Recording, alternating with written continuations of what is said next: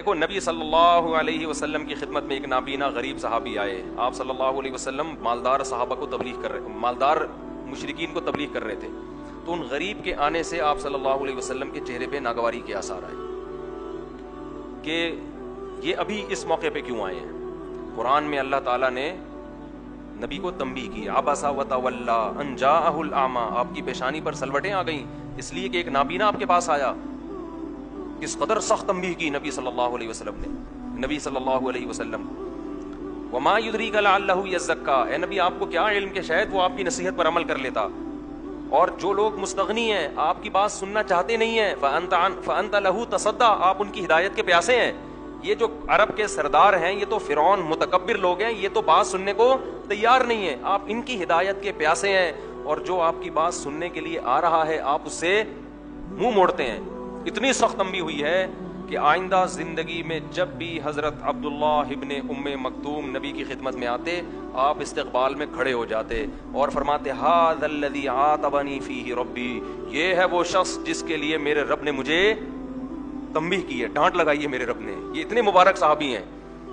تو اس لیے دین کی دعوت میں امیر غریب کا فرق کرنا جائز نہیں ہے، خوب سمجھ لو. بلکہ اس کے علاوہ بھی نہیں ہے.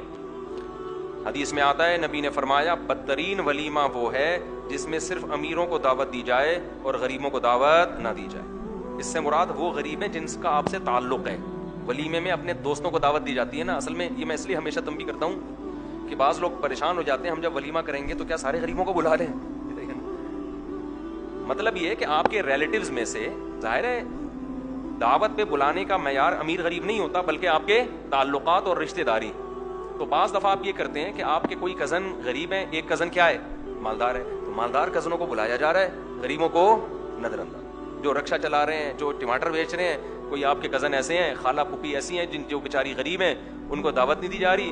اور ایک آپ کی ممانی امریکہ سے تازہ تازہ آئی ہوئی ہیں، ٹھیک ہے نا، بڑا پیسہ ہے ان کے پاس، گولڈ ہے، ماموں کو بھی دعوت اور ممانی کو بھی دعوت. آپ کے دوست احباب میں امیر بھی ہیں غریب بھی ہیں. تعلق بعض دفعہ انسان کا کسی وجہ سے، ویسے تو ہر انسان کا اپنے معیار کے لوگوں سے ہی دوستی ہوتی ہے، تو نیچرل ہے، یہ کوئی بری چیز نہیں ہے.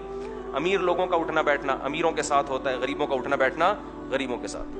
دوستی تو کسی سے بھی ہو سکتی ہے، لیکن کسی بیس پر اگر کوئی تعلق قائم ہو گیا تو صرف اس کو غریب ہونے کی بیس پہ نظر انداز کرنا یہ شریعت کی نظر میں بہت بری حرکت. ہوتا یہ ہے کہ جب آپ کرتے ہیں نا کوئی ولیمہ یا کوئی بڑی دعوت، آپ کے ریلیٹیوز میں غریب بھی ہیں امیر بھی ہیں، تو آپ امیروں کو دعوت دیتے ہو، غریبوں کو بلاتے ہوئے آپ کو شرم آ رہی ہوتی ہے کہ جب وہ آئے گا نا بنیان میں یا دھوتی میں یا بیچارہ سیدھے سادے سے کپڑوں میں آئے گا تو میں انٹروڈکشن کرواتے ہوئے مجھے شرم آئے گی اپنے